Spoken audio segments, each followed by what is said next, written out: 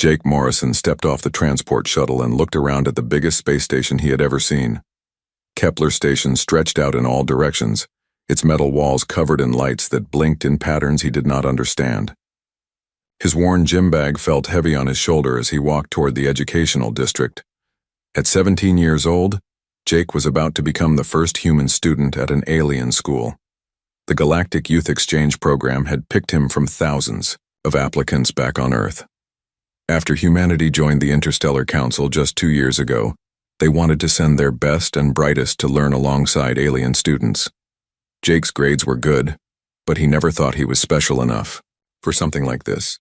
Now he stood in a hallway that looked like it came from a science fiction movie, trying not to stare at the alien beings walking past him.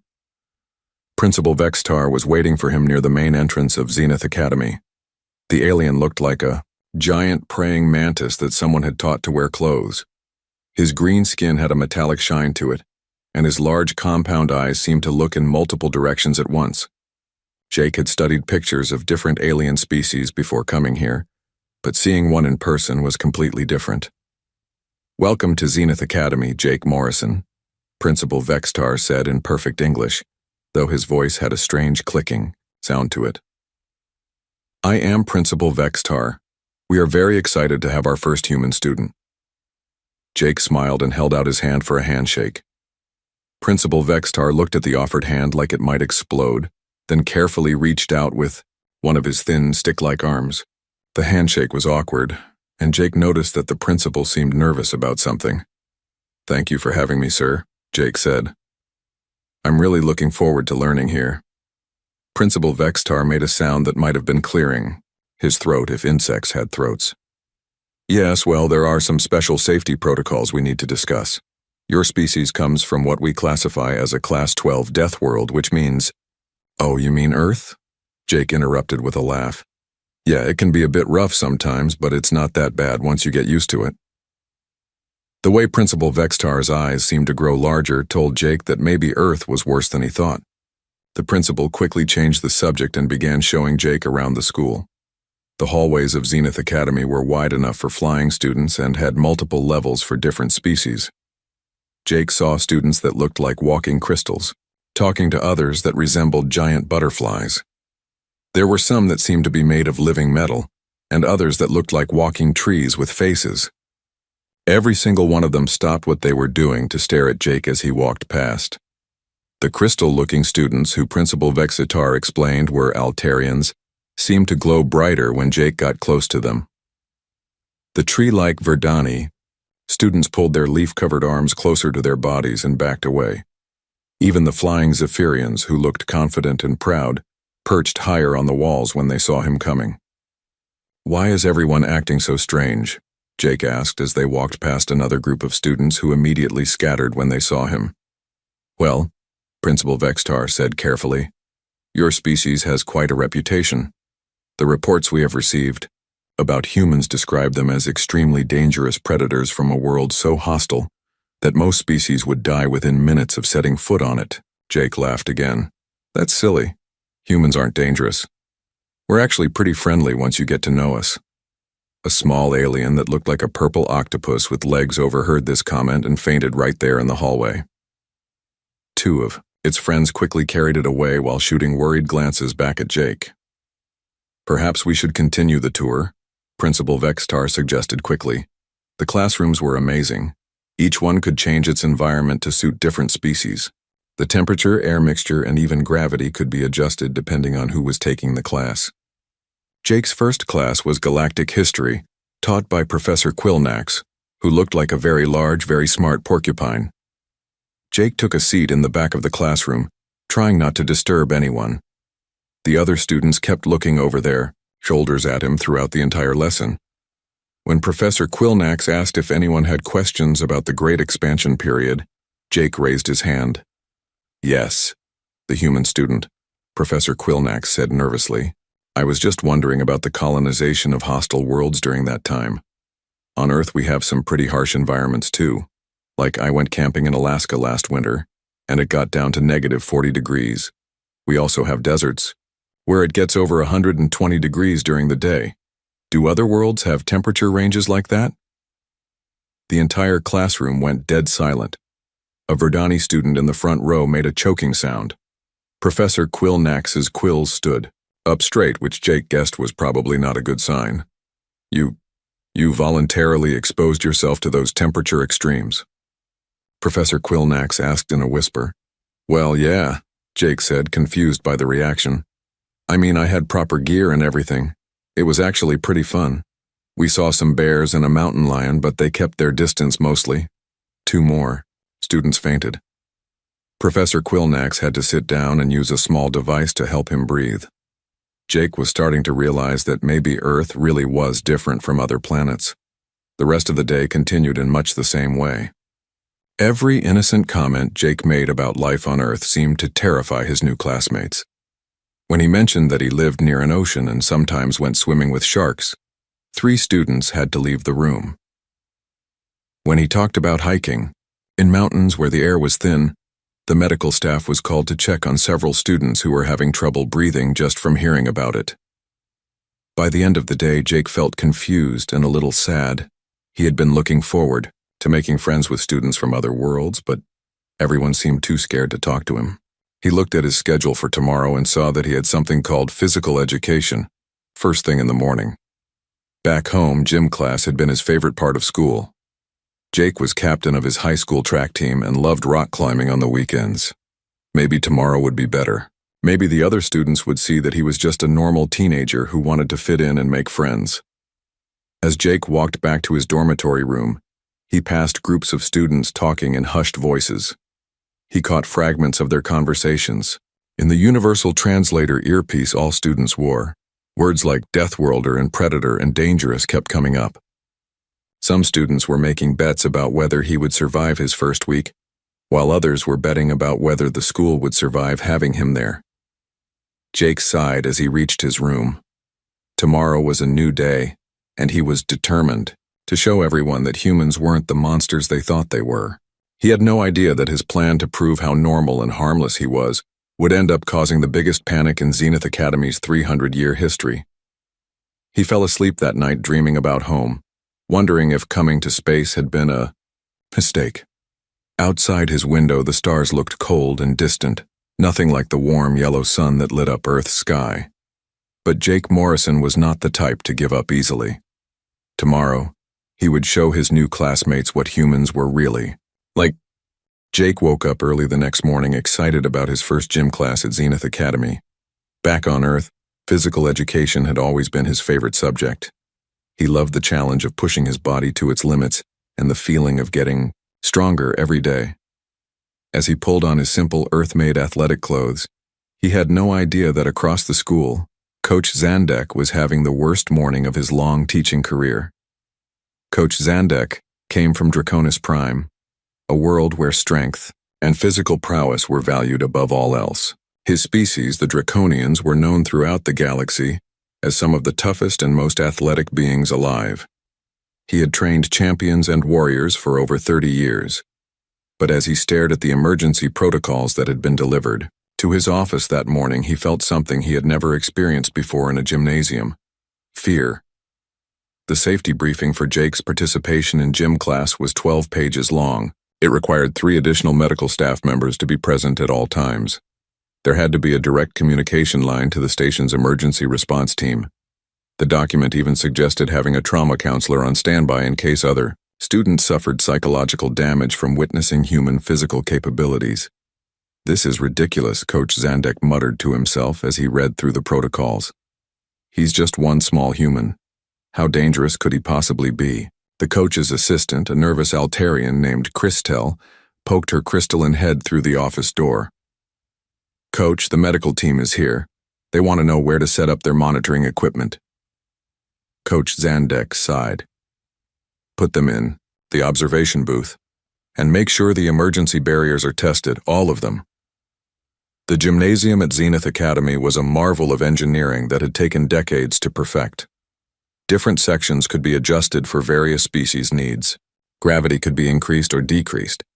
The atmosphere could be changed from the methane-rich air that Titanians breathed to the thin, cold atmosphere preferred by the mountain-dwelling Cathari. Temperature controls could create everything from the freezing conditions that ice worlders needed to the blazing heat that desert dwellers loved. The equipment had been designed to be safe for every known species in the galaxy. Padding could absorb impacts that would shatter stone. Safety nets could catch beings moving at incredible speeds. Force fields could contain energy blasts from species that generated electricity. But none of it had been tested with a human. Students began arriving for gym class, and the atmosphere was tense. Zara, a young draconian female, strutted into the gymnasium with her usual confidence. Her red-scaled skin gleamed under the lights, and her powerful muscles rippled as she moved. Draconians were proud of their physical abilities, and Zara was one of the strongest students in her age group. "I don't know why everyone is so worried about this human," she announced loudly to her friends. "My species conquered 12 worlds through pure strength. One soft-skinned mammal from some backwater planet doesn't scare me." Her friend Crix, a Zephyrian with beautiful silver wings, landed gracefully beside her. "I'll bet you 5 credits the human can't even finish the warm-up exercises," he said with a laugh. "I've seen the reports about their planet. They probably spend all their time hiding in caves from their predators." The Verdani students clustered together in one corner of the gym, their leaf-like skin already turning brown with stress. They whispered among themselves in their musical language, occasionally glancing toward the door where the human would enter. The aquatic Ocearians had requested special permission to observe from their water-filled tank, rather than participate directly. Even the synthetics, the robotic species known for their logical thinking, seemed to be running extra safety calculations. Coach Zandek stood at the center of the gymnasium, checking his equipment one final time. The standard warm-up routine was simple enough. 10 jumping jacks to get the circulatory systems moving, 5 push-ups to engage the core muscle groups, a light jog around the track to test cardiovascular fitness. Nothing too challenging. Nothing that should cause problems. The door to the locker room opened, and Jake Morrison walked out. He looked completely normal in his basic Earth athletic wear. Simple shorts, a plain t-shirt, and worn running shoes that had clearly seen many miles, compared to the advanced environmental suits and performance-enhancing gear worn by his classmates. He looked almost primitive. But there was something about the way he moved that made Coach Zandek pause. Jake's steps were light and balanced, like a predator moving through tall grass. His eyes constantly scanned the room, taking in every detail, every possible threat or opportunity. His breathing was slow and controlled, even though he had just climbed 3 flights of stairs to reach the gymnasium. "Good morning, Coach," Jake said with a friendly smile. "I'm really looking forward to this. I love staying active." Coach Zandek nodded stiffly. "Welcome to physical education, Jake Morrison. We will begin with basic warm-up exercises. Please remember that safety is our primary concern." Jake looked around at the medical equipment, the emergency barriers, and the nervous faces of his classmates. Is all this really necessary? I mean, it's just gym class, right? A Verdani student near the back of the group made a whimpering sound. Crix's wings fluttered nervously. Even Zara seemed less confident than she had a few minutes earlier. "Standard safety protocols," Coach Zandek said quickly. "Now let us begin. Everyone find a space on the floor for jumping jacks." The students spread out across the gymnasium floor, giving Jake a wide circle of empty space. The medical team, in the observation booth, focused their scanners on the human student. Emergency response teams throughout the station received alerts that the human physical education session was beginning. Jake found a spot near the center of the room and began stretching casually. His movements were fluid and natural, but there was a controlled power in them that made several students step back even further. He bent and twisted his body in ways that looked impossible, reaching positions that would require mechanical assistance for most species. "Are you ready, Jake Morrison?" Coach Zandek asked. "Ready when you are, Coach," Jake replied, bouncing lightly on his toes. Coach Zandek looked around at his students, then at the medical team, then at the emergency protocol sitting on his desk. He had trained thousands of young beings in his career. He had seen draconian warriors in their prime, and Zephyrian flyers at their peak performance. But something told him that nothing in his experience had prepared him for what was about to happen. "Class," he announced, his voice carrying across the silent gymnasium.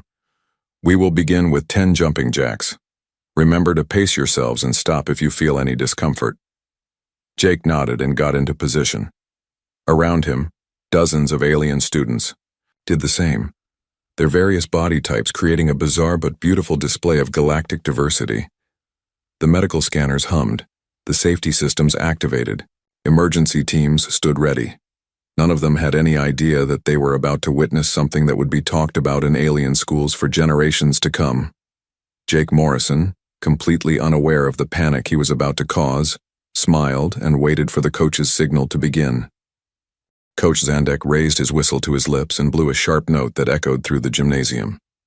"Begin jumping jacks. 10 repetitions. Start now." Around the gym, alien students began their exercise routine. The Altarians moved their crystalline limbs in slow, careful motions, their bodies chiming softly like wind chimes. The Verdani swayed gently, their leaf-covered arms rustling as they moved. The Draconians, including Zara, performed their jumping jacks with military precision, their powerful muscles working smoothly. Then Jake started moving. The first jump sent a shockwave through the specially designed gymnasium floor. The impact-absorbing surface, built to handle even the heaviest Draconian students, rippled outward from where Jake's feet hit the ground. The sound was like a thunderclap in the quiet gym. Thud. Every alien student stopped what they were doing and stared. Jake continued his jumping jacks, completely unaware of the effect he was having. His movements were perfect, controlled, and powerful. Each time his feet hit the floor, the entire gymnasium seemed to shake slightly. Thud. Thud. Thud. "Is the building under attack?" whispered a Zephyrian student, his wings trembling. "That's just one human doing jumping jacks," another student replied, in horror. In the observation booth, the medical team watched their scanners with growing alarm. Jake's heart rate had barely increased. His breathing remained steady and controlled. According to their readings, this level of physical output should have been impossible for a being of his size and apparent muscle mass. Coach Zandek counted along. 3, 4, 5. Jake reached 10 jumping jacks and stopped, bouncing lightly on his toes. "That felt good," he said with a smile. "What's next?" Around him, several students were still trying to complete their 10 repetitions. A small, Verdani named Leaf was only on his 7th jumping jack, moving slowly to avoid exhausting his photosynthetic energy reserves. 2 Altarians had stopped at 8, their crystalline bodies already showing stress fractures from the exertion. "Push-ups," Coach Zandek announced, though his voice was slightly shaky. 5 repetitions. Begin when ready." The alien students got down on the floor in various positions suited to their body types. The Draconians dropped into perfect push-up position. The Zephyrians folded their wings carefully and lowered themselves down. The Verdani had to modify the exercise significantly due to their plant-like structure. Jake dropped to the floor and assumed a textbook push-up position. His form was perfect, his back straight, his arms positioned exactly right. Coach Zandek nodded approvingly. At least the human knew proper technique. Then Jake began his push-ups. The first repetition was explosive. Jake dropped down and pushed back up with such force that he briefly left the ground. The students around him stopped their own exercises to watch in amazement. This wasn't the slow, controlled movement they were used to seeing in gym class. This was raw power. Jake continued without pause. 5 repetitions became 10. 10 became 15, 20, 25. His breathing remained steady. His form never wavered. He moved like a machine, each push-up identical to the last. Jake," Coach Zandek called out. "You can stop at 5. Jake paused at the top of his 30th push-up and looked up. "Oh, sorry, I was just getting warmed up. Should I have stopped earlier?" He sprang to his feet in one fluid motion that made several students gasp. The way he moved from lying on the ground to standing upright looked effortless, like gravity, had no effect on him at all. Zara, the confident draconian, stared at Jake with new respect and growing fear. Her species prided themselves on their strength, but she had struggled to complete her 5 push-ups. This human had just done 30 without even breathing hard. How is that possible? She muttered to herself. Crix, the Zephyrian who had bet against the human, was rapidly calculating how to get out of his wager. His species could fly, which required significant upper body strength, but even he couldn't match what he had just witnessed. Coach Zandek cleared his throat. Now we will do a light jog around the track. 1 complete circuit. Easy pace. Remember to stop if you feel tired. The track that circled the gymnasium was a 1/4 mile long, designed to provide adequate cardiovascular exercise for all species.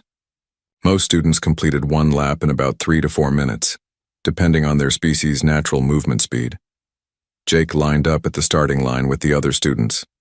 The medical team focused their scanners on him, ready to intervene if his vital signs showed any dangerous spikes.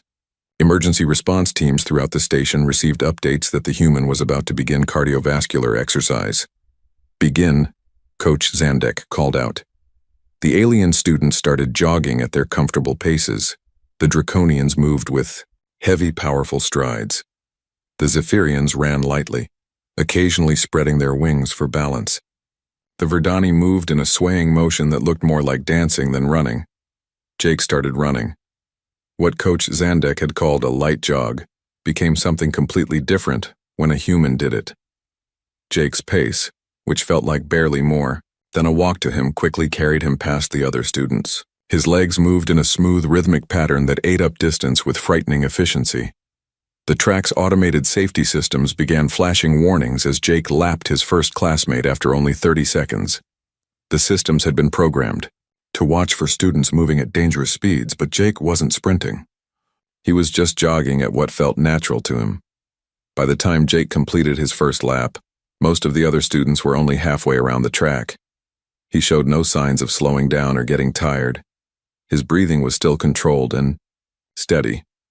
The medical scanners showed his heart rate elevated but well within normal human parameters, a reading that terrified the medical staff, who knew those same numbers would indicate cardiac arrest in most other species. Should I keep going? Jake called out as he passed the starting line again. Stop, Coach Zandek said quickly. Please stop. Jake slowed to a walk, then came to a complete stop. He wasn't even breathing hard. Around the track, alien students were still struggling to complete their single lap. Several had stopped to rest. 2 had required medical attention. That was fun, Jake said, wiping a small amount of sweat from his forehead. The track has a nice surface, good for running. Coach Zandek looked at his lesson plan and felt a cold fear creep up his spine. The warm-up exercises were supposed to be the easy part of class. After this, they were scheduled to attempt the obstacle course, followed by a game of Galactic Ball. The obstacle course that had challenged students for decades. The sport that required speed, strength, and endurance. All things that this human had just demonstrated he possessed in terrifying abundance. In the observation booth, the medical team was having a heated discussion about whether to stop the class immediately.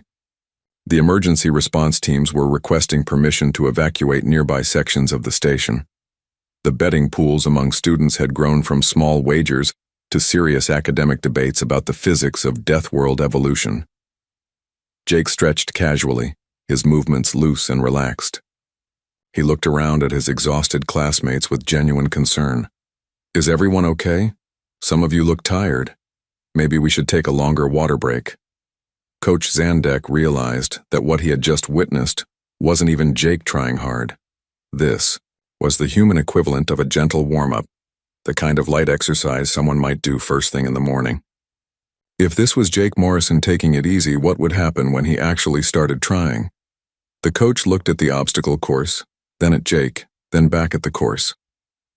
For the first time in his 30-year career, he seriously considered canceling a gym class due to safety concerns. Not for the human safety, but for everyone else's. Coach Zandek stared at the obstacle course and felt his stomach drop. The course had been the pride of Zenith Academy for over 50 years. It was designed by the best engineers in the galaxy to challenge every species fairly while keeping everyone safe. The obstacles could adjust their difficulty based on who was attempting them. The safety systems had been tested millions of times, but none of those tests had included a human. "All right, class," Coach Zandek announced, his voice not quite steady. "We will now attempt the obstacle course. Remember, this is not a race. The goal is to complete each section safely and learn proper technique." Jake walked over to the starting line, studying the course with interest. The first obstacle was a climbing wall with handholds designed for different alien appendages. Some grips were sized for draconian claws, others for Zephyrian talons, and still others for the delicate manipulator arms of various species. Behind him, the other students lined up with varying degrees of nervousness. The obstacle course was challenging even for experienced students. Many had been training for months just to complete it once without falling. "Jake Morrison," Coach Zandek called out, "you may begin when ready. Take your time and be careful." In the observation booth, the medical team activated every scanner they had. The course's safety systems hummed to life, ready to deploy emergency barriers and catch nets at the first sign of trouble. Throughout the station, alert messages went out to maintenance crews to be ready for possible structural damage. Jake stepped up to the climbing wall and examined it for a moment. The wall was 30 feet high with handholds scattered across its surface in a pattern that required careful planning to navigate. Most students needed several minutes to plot their route before attempting to climb. Jake simply reached up and grabbed the first handhold.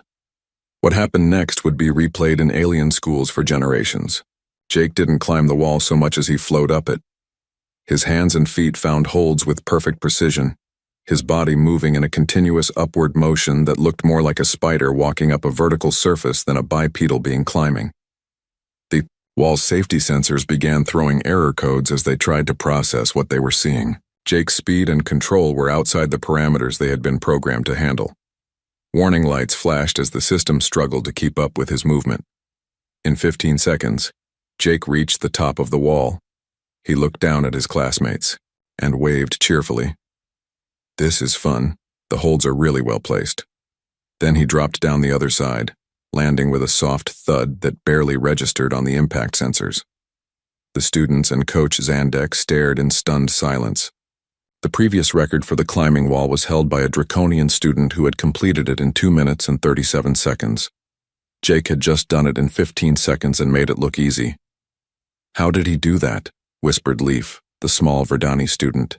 "Deathworlders," muttered Zara, shaking her head in disbelief. The next obstacle was a balance beam section designed to test fine motor control in variable gravity. The beam was only 6 inches wide and stretched 20 feet across a simulated chasm. Gravity fluctuated from half normal to twice normal as students crossed, making it extremely difficult to maintain balance. Jake stepped onto the beam and began walking across like he was strolling down a sidewalk. When the gravity increased, he simply adjusted his stride slightly. When it decreased, he continued moving with the same casual confidence. His balance never wavered. His movements never hesitated. Other students typically needed to crawl across the beam or move in tiny, careful steps. Many fell off and had to be caught by the safety nets. Jake crossed the entire section in less than 30 seconds, moving at a normal walking pace the entire time. "Impossible," breathed Crix, his wings trembling. "No one moves like that on the balance beam." The third obstacle was a rope swing over an artificial chasm filled with soft padding. Students had to time their swing perfectly and release at exactly the right moment to land on the platform on the other side. It required precise calculations of momentum and trajectory. Jake grabbed the rope, took 2 quick steps, and launched himself into the air. The rope creaked ominously under the force of his initial swing. Jake flew through the air with such speed that he had to deliberately slow his swing to avoid overshooting the landing platform entirely. He released the rope at the perfect moment and landed lightly on the platform with room to spare. The rope, rated for twice the weight of the heaviest, draconian student continued to vibrate for several seconds after Jake released it. Engineer alerts began flashing on maintenance panels throughout the station as the system registered stress levels it had never seen before. By this point, word had spread throughout the academy. Teachers pressed against the gymnasium windows to watch. Students from other classes abandoned their lessons to see the human in action. Even Principal Vextar had arrived, his compound eyes wide with amazement and growing concern. The final obstacle was a sprint section through a maze of barriers that required quick direction changes and explosive acceleration. The course record was held by a Zephyrian student whose natural flight reflexes gave her incredible agility. Jake entered the maze at what looked like a casual jog, but his ability to change direction was inhuman.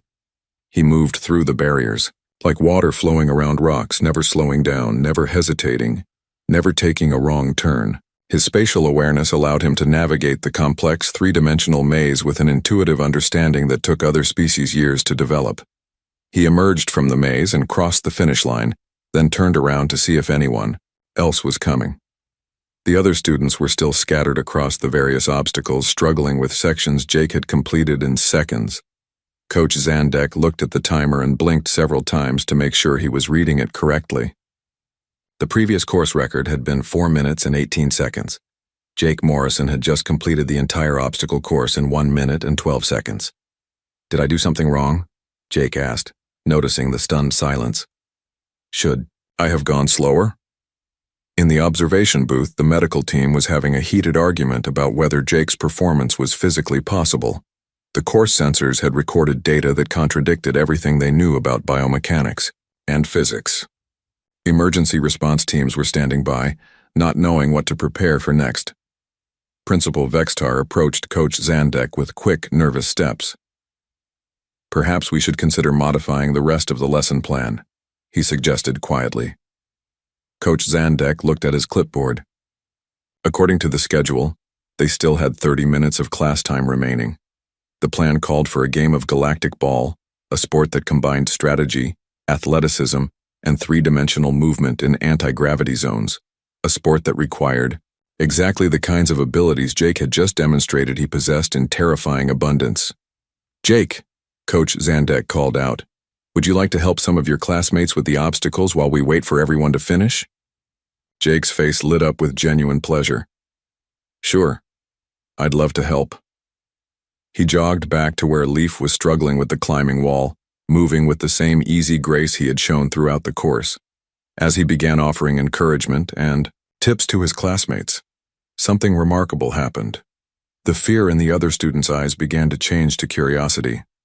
Maybe this human wasn't a mindless destroyer after all. Maybe, despite his terrifying physical abilities, he was just another student trying to fit in and make friends. The final activity of gym class was Galactic Ball, a sport that had been played in schools across the galaxy for over 200 years. The game combined strategy, athleticism, and three-dimensional thinking as players moved through anti-gravity zones while trying to score goals on multiple levels of the playing field. Coach Zandek divided the students into 2 teams, carefully balancing the different species' natural advantages. He placed Jake on the team with the smaller, more fragile students, hoping this would prevent any serious accidents. The other team included Zara and several other naturally athletic students. "The rules are simple," Coach Zandek explained to Jake. "Move the ball through the anti-gravity zones and score in the opponent's goal. No using natural weapons like claws or stingers. No flying for more than 10 seconds at a time for winged species. Be gentle with teammates who are smaller than you." Jake nodded seriously. "Got it, coach. Play fair and have fun." The ball itself was a marvel of engineering that adjusted its weight and bounce based on who was handling it. When a strong draconian touched it, the ball became heavier to provide appropriate resistance. When a delicate Verdani held it, the ball became lighter and easier to control. The game began with both teams moving cautiously. Jake's teammates, which included Leaf the Verdani and 2 nervous Altarians, stayed close together and moved the ball slowly down the field. They had been taught to be careful and methodical in their approach. Jake followed their lead, staying back and letting the others handle the ball. He wanted to be a good teammate and not take over the game, but as he watched the action unfold, his natural athletic instincts began to take over. When the opposing team intercepted the ball and started moving toward his goal, Jake's reflexes kicked in. He moved to block their advance, his body flowing through the anti-gravity zones with an intuitive understanding that amazed everyone watching. The anti-gravity sections were designed to be disorienting. Most students needed weeks of practice to move through them without losing their balance or becoming motion sick. Jake navigated them like he had been playing in variable gravity his entire life. "How is he doing that?" asked a Zephyrian student watching from the sidelines. "Deathworld evolution," replied his teacher grimly. "Their planet probably has irregular gravity fields or something equally terrifying." Jake intercepted a pass meant for Zara and immediately looked for a teammate to pass to. He spotted Leaf struggling to keep up with the faster players and gently tossed the ball to him. The pass was perfect, arriving at exactly the right speed and trajectory for the small Verdani to catch easily. "Thanks, Jake," Leaf said, surprised by the kindness. As the game continued, something remarkable began to happen. Instead of dominating play with his superior abilities, Jake started using his skills to help his teammates succeed. When one of the Altarians was cornered by 3 defenders, Jake appeared with a perfectly timed screen that allowed his teammate to escape. When Leaf was too slow to reach a loose ball, Jake got there first, but immediately passed it back to the Verdani so he could attempt a shot. When an opposing player was about to score, Jake blocked the shot, but made sure to do it gently, without any risk of injury. Zara watched this display with growing confusion. Her species valued strength and competition above all else. She had expected the human to use his obvious physical advantages to crush the opposition. Instead, he was helping weaker players and making the game more fun for everyone. "Why isn't he trying to win?" she asked Crix during a timeout. "Maybe this is how humans play sports," Crix replied thoughtfully. "Maybe they care more about the team than individual glory." In the third quarter, something happened that changed everything. Crix, who had been playing aggressively all game, found himself surrounded by 3 defenders with no way to escape. The clock was running down and his team needed to score to stay in the game. Jake appeared beside him like a ghost, moving through the anti-gravity zone with impossible grace. But instead of taking the ball himself, he created a screen that allowed Crix to break free and score the winning goal. The Zephyrian stared at Jake in amazement. "You could have scored that yourself easily. Why did you help me instead?" Jake smiled. "Because you're my teammate. That's what teammates do." After the game ended, the students gathered around Jake with questions instead of fear.